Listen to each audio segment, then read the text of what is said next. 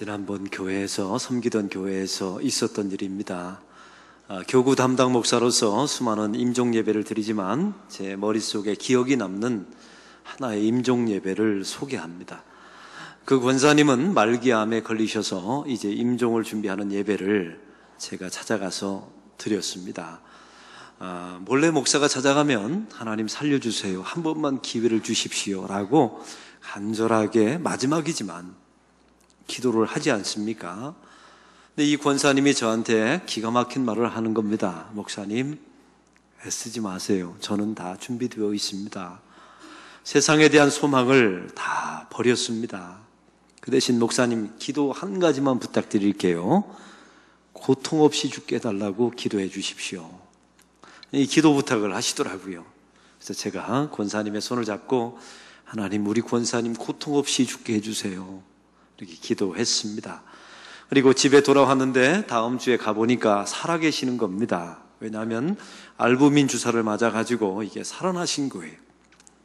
인공호흡기를 끼고 말이죠. 그래서 제가 권사님께 그랬어요. 권사님, 우리 죽기로 약속했잖아요. 권사님이 한바탕 웃으시고 며칠 후에 돌아가셨습니다. 그런데 그 권사님이 그 마지막 저에게 했던 말이 지금도 기억이 납니다. 목사님, 저에게는 기적이 이미 일어났습니다. 저는 그래서 알부민 주사를 맞아서 살아나신 것을 기적이라고 생각하는 줄 알았어요. 근데 권사님이 이러시는 겁니다.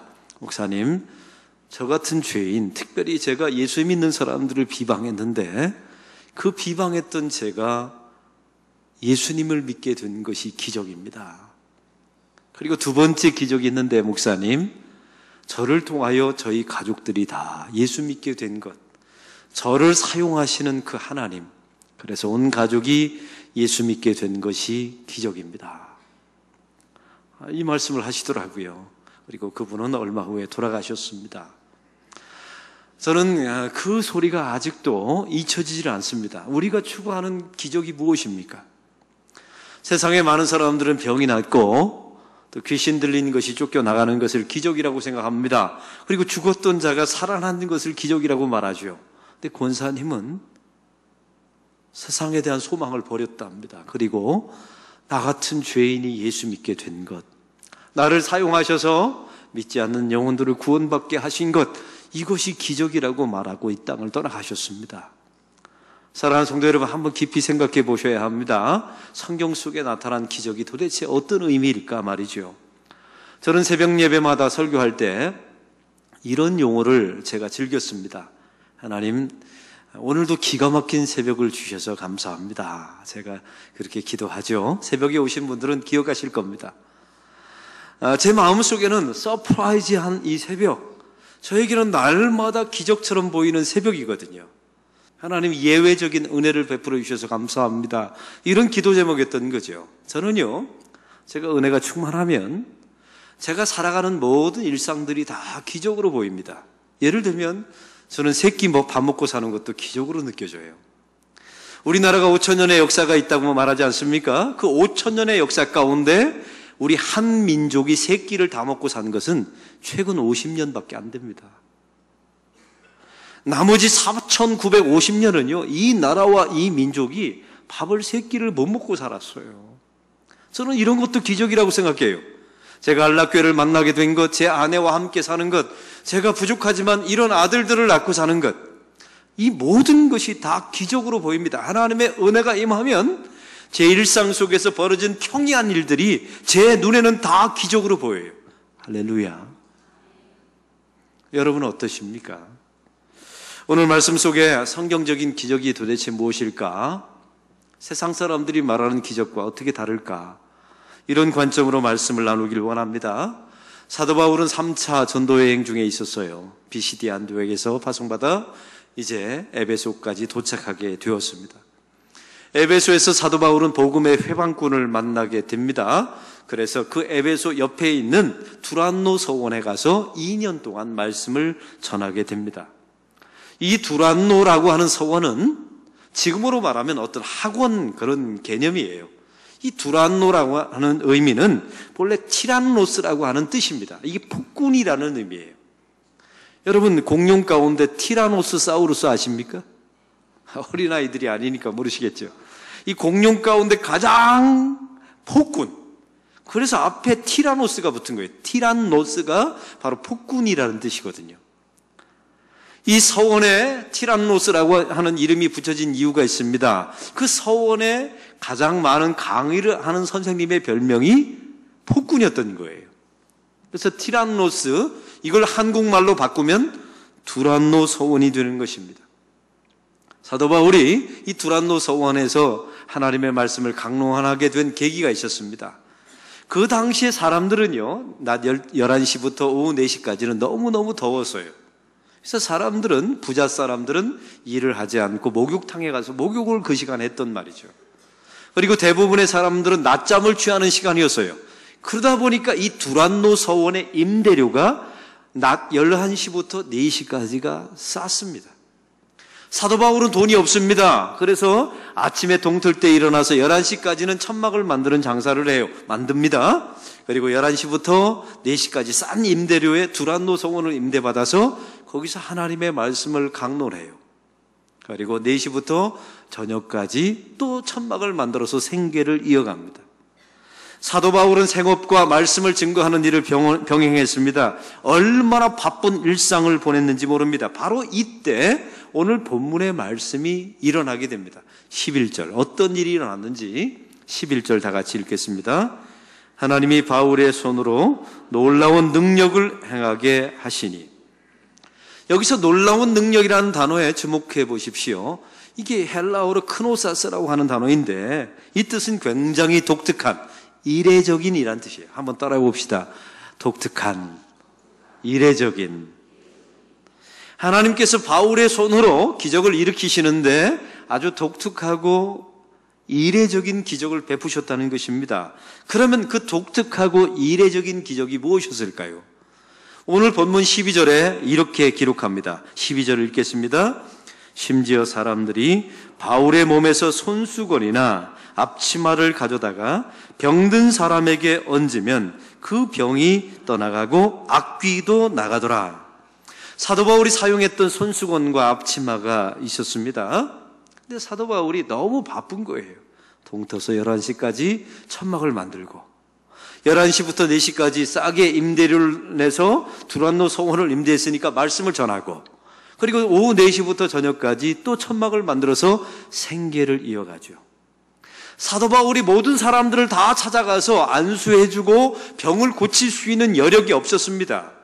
그래서 사람들이요, 사도 바울이 쓰던 손수건과 앞치마를 가져다가 환자들의 몸을 덮어버린 겁니다. 그랬더니 병자들이 나았답니다.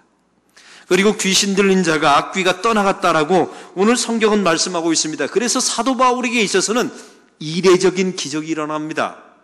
지금까지 사도 바울과 베드로의 행적을 보십시오. 예수의 이름으로 명하노니 귀신아 나가라 라고 명령했었어요. 그리고 어떤 경우는 안수도 했지요. 근데 오늘 본문은 그런 사건이 아닙니다. 베드로가 썼던 손수건과 앞치마를 가져다가 덮었더니 나았다는 사실이죠. 이 사건이 한국교회 안에도 재현됐다는 사실 아십니까? 제가 어렸을 때 부흥집회를 가면요, 부흥사 목사님들이 쭉 설교하다가 갑자기 손수건을 꺼내요. 확 던지더니 덮어라 그러는 거예요. 그러면서 치유 기도를 해줬던 기억이 납니다. 여러분 기억나십니까? 그런 것들? 이와 똑같은 비슷한 일들이 미국 땅에 있었답니다. 어느 미국의 목사님이, 이거 실제로 일어났던 사건이에요. 치유의 능력 있는 목사님이 있었습니다. 그런데 어느 날 한 통의 전화가 온 거예요. 먼 주에서, 거리가 미국이 얼마나 큽니까? 근데 이분이 너무나 바빠서 올 시간이 없어서 이 목사님에게 전화를 걸었습니다. 목사님, 제가 바빠서 못 갑니다. 그 대신 전화로 저에게 안수 기도를 해 주십시오. 그러면 제가 나을 줄로 믿습니다. 했더니 이 목사님이 이랬답니다. 여기까지 올 시간이 없다고요? 그럼 비행기 티켓 값을 나한테 보내세요. 그럼 내 손수건을 보내줄 테니 덮으세요. 오늘 성경은요, 이렇게 하라고 이 말씀을 준 게 아닙니다. 이런 푸닥거리 무당짓 하라고 이런 말씀을 준 게 아니에요. 오늘 말씀의 상황은 전혀 다릅니다. 사도 바울은 지금 너무나 바빠요. 동터서 11시까지 천막을 만들어야 합니다. 생계를 꾸려가야 되기 때문에 11시부터 4시까지 두란노 서원에서 말씀을 전합니다. 4시부터 저녁까지 생계를 이어가는 천막을 만들어야 합니다. 사람들이 사도 바울이 찾아가서 안수하고 수건을 덮어준 게 아닙니다. 시간이 없으니까 사람들이 사도 바울의 물건을 가져다가 덮은 겁니다. 사도 바울이 안수한 적이 없어요. 명령한 게 아닙니다. 사도 바울이 썼던 물건을 가져다 덮었을 뿐이에요. 상황이 전혀 다르지 않습니까? 바빠서 못 간 거예요. 오늘 성경에 또한 이 손수건과 앞치마를 우리 지금 생각식으로 생각하면 안 됩니다. 오늘 성경에 나와 있는 손수건은 우리가 사용하는 이런 손수건이 아니에요. 사도 바울이 노동할 때 여러분 땀을 얼마나 많이 흘립니까? 그러니까 머리에다가 땀이 흐르는 것을 방지하기 위해서 둘렀던 스카프였던 겁니다. 우리가 쓰는 이런 손수건, 부흥사들이 던졌던 그런 손수건이 아니었던 거예요. 앞치마요? 이 앞치마는 우리가 주방에서 쓰는 아낙네들이 쓰는 앞치마가 아닙니다. 천막 장사가 일을 할 때 자기 앞에 여러분 얼마나 칼을 다루지 않습니까? 그래서 자기 자신을 보호하려고 앞에다 두르는 가죽으로 만든 앞치마였던 거예요. 더럽습니다. 땀이 납니다. 머리띠 한번 생각해 보세요. 그 당시에 노동자가 땀을 흘려가면서 노동할 때 땀이 흐르는 것을 막기 위한 스카프였어요. 더럽습니다. 냄새납니다.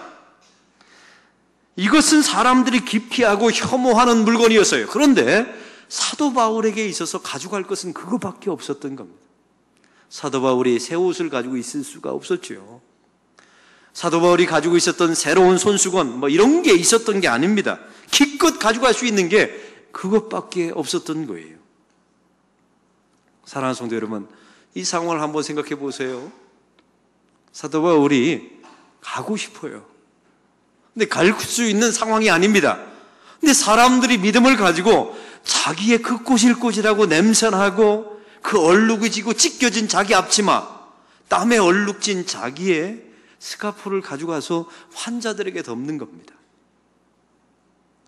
그걸 바라보는 사도 바울의 심정이 어땠을까요? 주님, 제가 직접 가서 안수하고 고쳐줘야 되지만 제 상황이 그렇지 않습니다. 사람들이 제 스카프와 제 앞치마를 가지고 와서 환자들에게 덮습니다. 하나님, 저는 못 가지만 제 안에 계신 예수님께서 저들과 동행해 주옵소서. 이렇게 기도했을 거예요. 이게 바로 능력의 원천이었던 겁니다. 손수건, 앞치마의 능력이 있었던 게 아니에요. 저는 일주일 동안 이 말씀을 묵상했습니다. 왜 하필 이 땀에 쩔어버린 얼룩진 스카프를 갖다 덮었을까? 또 자기가 일할 때 썼던 그 찢겨진 피 얼룩진, 여러분 이게 가죽이니까 동물의 가죽으로 만들었겠지요. 동물의 가죽으로 만들었다는 사실은 이미 동물 하나가 죽었다는 거예요. 자기 자신을 보호하기 위해서 동물을 죽이고 자기 앞에 썼던 가죽 옷입니다. 그리고 얼마나 꼬질꼬질했을까요? 그걸 갖다 덮었더니 나았고 귀신이 떠나갔습니다. 저는 이 스카프와 이 앞치마를 생각할 때 왜 그렇게 십자가가 생각이 나는지 몰라요. 사람들이 혐오했던 겁니다. 땀이 납니다. 냄새 납니다. 기피했던 거예요. 혐오했던 물건이 바로 이런 거예요. 여러분, 제가 일주일 내내 신었던 양말을 여러분에게 벗겨주면서 환자에다 덮으라면 덮을 수 있겠어요? 다 기피하고 다 싫어하는 물건이에요. 십자가가 그렇지 않습니까?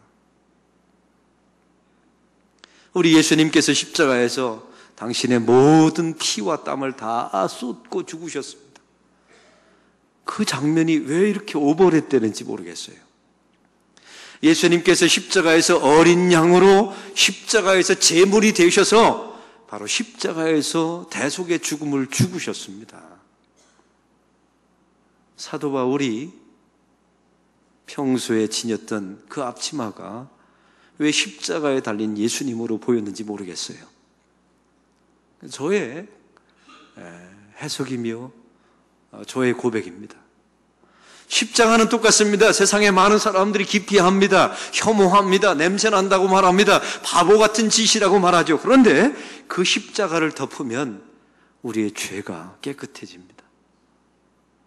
그리고 악한 영이 예수의 이름으로 떠나가는 역사가 일어나는 줄로 저는 믿습니다. 세상에서 가장 이례적인 능력이 나타나는 곳은 바로 십자가라는 사실이죠. 십자가로 덮으면 죄가 사해집니다. 그리고 악한 영이 떠나가는 줄로 믿습니다.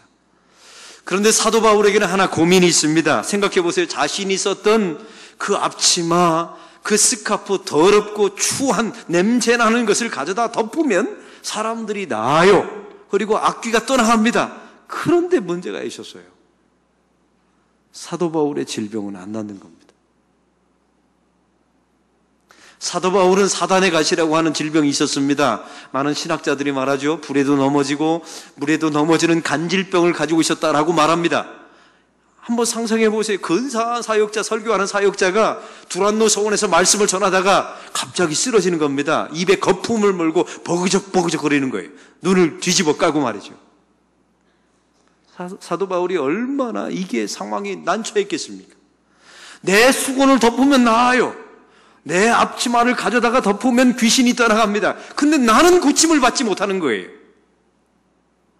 사도 바울이 하나님께 기도하죠. 하나님, 제 질병을 고쳐달라고 3번이나 기도합니다. 그때 하나님의 음성이 이렇게 들립니다. 내 은혜가 내게 족하도다 라고 말하죠. 이때 사도 바울이 이렇게 고백합니다. 나를 자고하지 않게 하시려고, 나를 교만하지 않게 하시려고 나에게 이 질병을 허락하셨다는 사실을 자기 자신이 받아들입니다. 그리고 다시는 병 낫게 해달라고 기도를 하지 않아요. 사랑하는 성도 여러분, 여러분은 이것을 받아들일 수 있겠습니까? 이게 예를 하나 들어볼게요. 내가 교인들을 위해서 마음껏 기도하면 교인들이 부자가 되는 거예요. 그런데 나는 가난한 겁니다. 평생. 내가 교인의 문제를 위해서 계속 상담하면 교인의 문제들이 해결돼요. 근데 내 문제는 해결 안 되는 거예요. 점점 비참해져 갑니다. 이걸 받아들일 수 있겠습니까? 사도 바울은 도대체 어떤 기적을 일으킨 것입니까? 사도 바울은 자기 주변에 일어났던 이 모든 상황 속에서 무엇을 기적이라고 말했을까요? 병이 낫는 거예요? 내 병은 안 낫는데요. 귀신이 떠나간다고요? 내 질병은 회복되지 않는데요. 여기서 기적의 관점이 달랐던 것입니다. 사도 바울이 하나님 앞에서 생각했던 기적은 병이 낫고 고치고 이런 게 아니었어요. 귀신이 떠나가고 이런 게 기적이 아니었습니다. 사람은요, 이 환자요, 스카프 덮어서 나왔죠. 또 어떻게 됐을까요? 병으로 죽었을 거예요. 사람은 다 그렇습니다. 이런 게 기적이 아닌 겁니다. 사도 바울의 기적은요, 예수 믿는 사람을 핍박했던 자기 자신이 예수를 믿게 된 것이 기적이었던 겁니다. 사도 바울은 자기의 질병은 고쳐지지 않았어요. 그럼에도 불구하고 내 질병은 고쳐지지 않았는데 하나님께서 나를 통하여 일하고 계시다는 것, 나를 통하여 하나님의 역사를 이루어가고 있다는 것, 이것을 기적으로 받아들이는 겁니다. 할렐루야. 성경에 보면 아주 이례적인 기적들이 나와요. 예수님께서 항상 귀신아 물러가라 이렇게 명령하셨죠. 안수하기도 하셨어요. 그런데 이례적인 기적이 있어요. 12의 혈루병 걸린 여인이 예수님께 찾아옵니다. 그런데 이 여인은 예수님께 나아갈 수가 없었어요. 왜냐하면 이 당시에 율법적으로 바라보면 혈루병 걸린 여인은 부정한 여인이었거든요. 예수님을 만지면 예수님도 부정해지는 겁니다. 그래서 이 여자는 예수님 앞에 나갈 수도 없었어요. 대신 예수님의 뒤에서 옷자락을 만집니다. 이거 만지면 나을 거라고 믿고 예수님의 옷자락을 다 만지죠. 이제 여러분에게 묻습니다. 예수님의 옷자락에서 능력이 나온 겁니까? 아니요. 그 여인이 예수님 만나면 나을 수 있다라고 믿는 그 믿음이, 그 예수님이 이 여인을 구쳐내신 겁니다. 성경에 사도행전 5장에 보면 베드로가 이런 사건이 나옵니다. 베드로가 얼마나 바빴는지 몰라요. 환자는 많습니다. 그러나 베드로의 그림자만 지나가더라도 나을 줄로 믿고 사람들이 모여들어요. 정말로 베드로의 그림자만 지나가도 사람이 낫습니다. 그러면 베드로의 그림자가 능력이 있는 것입니까? 아니요. 베드로 안에 있었던 예수님의 능력이 나타난 것입니다. 오늘 성경에 이 사도 바울의 스카프와 사도 바울의 앞치마가 능력이 있는 것입니까? 아니요. 하나님, 제가 못 가서 미안합니다. 하나님이 저들에게 찾아가 주십시오 했던 그 사도 바울의 기도가 능력이 나타난 것입니다. 그 사도 바울 안에 있었던 예수 그리스도가 능력으로 나타나게 된 것이죠. 오늘 성경 속의 가장 큰 기적은 무엇입니까? 오늘 17절을 말합니다. 에베소에 있는 모든 사람들이 주 예수의 이름을 높였다라고 말합니다. 그리고 20절을 보십시오. 말씀이 힘이 있어 흥왕하여지더라. 결국 말씀이 퍼졌다는 겁니다. 이게 기적입니다. 우리가 살고 죽는 것은 사실은 우리는 다 죽어요. 나도 또 죽습니다. 별로 좋아할 거 못 돼요. 사람은 결국 다 늙어서 결국은 죽습니다. 사도 바울의 입장에서 생각해 보세요. 사도 바울은 말합니다. 내가 부함에 처할 줄도 알고 가난함에 처할 줄도 알 때 이 모든 것을 자족할 수 있는 능력을 얻었다라고 말합니다. 사도 바울은 내가 죽는 것도 유익함이라고 말합니다. 이 말하는 이 기적은, 사도 바울의 기적은 무엇입니까? 내가 낫고 내가 질병에서 회복되고 귀신이 떠나가고 이런 게 기적이 아니었던 거예요. 나 같은 사람이 예수 믿게 된 것. 그리고 나의 병은 낫지 않았지만 나를 통하여 하나님께서 일하시는 것, 나의 사역을 통하여 예수의 이름이 높여지는 것, 그리고 하나님의 말씀이 흥왕하게 되는 것, 이것이 기적이라고 받아들인 겁니다. 그래서 사도 바울은 끝까지 순교의 길을 걸어갔던 것이죠. 저는 어렸을 때 3학년 때 이런 일이 있었어요. 초등학교 3학년 때 갑자기 제 목이 80도로 돌아갔습니다. 그래서 집에 가서 한번 80도로 돌려서 한번 있어 보세요. 온몸에 경련이 일어나고 제 온몸에 땀이 흘렀어요. 저희 아버지가 목사님이셨는데 이걸 바라보고 있느니 이게 기가 막히잖아요. 자기 목사 아들이 어느 날 갑자기, 제가 건강했거든요. 근데 목이 80도로 돌아가서 돌아오질 않는 거예요. 계속 신음소리 내면서 고통스러워했어요. 그때 저희 아버지, 제가 기억이 납니다. 교우들을, 기도 열심히 하는 교우들을 모으셨어요. 제가 보니까 한 12명 정도 모이셨어요. 근데 저를 크게 스크럼을 짜고 앉더니 12시간을 기도해 주셨어요. 땀을 뻘뻘 흘려가면서 제가 아직도 잊지 못해요. 12시간이 지난 후에 제 목이 돌아왔어요. 저는 그 경험을 가지고요, 제가 목회할 때 환자들이 있으면 이렇게 스크럼을 짜고 기도하는 습성이 생겼어요. 근데 생각해 보니까요, 스크럼을 짠다고 해서 능력이 나타나는 게 아니더라고요. 가장 중요한 것은 그들이 온 마음을 다해서 저를 사랑했던 마음, 그들 안에 예수님이 계셔서 예수님을 믿음으로 바라봤던 그들의 신앙이 저를 고쳐주었던 것입니다. 이제서야 알 것 같아요. 다시 맨 처음으로 돌아갑니다. 저는 그 권사님의 마지막 유언을 아직도 잊지 못합니다. 목사님, 제가 예수 믿은 것이 기적입니다. 그리고 저같이 부족한 사람을 통하여 내 가족을 구원시킨 것이 기적입니다. 하고 이 권사님은 숨을 거두셨습니다. 이게 기적인 겁니다.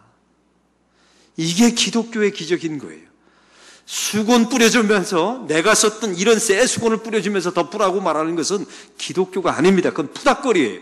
그건 무당짓입니다. 기독교가 말하는 기적은 내가 살든 죽든, 내가 가난하든 부하든, 내가 예수를 믿게 된 것, 나를 통하여 하나님께서 일하시는 것, 나를 통하여 이 주 예수의 이름이 높여지는 것, 그리고 나를 통하여 주의 말씀이 편만하게 흥왕해지는 것이 기적이랍니다. 이런 기적을 맛보시는 저와 여러분이 되기를 바랍니다. 하나님 아버지,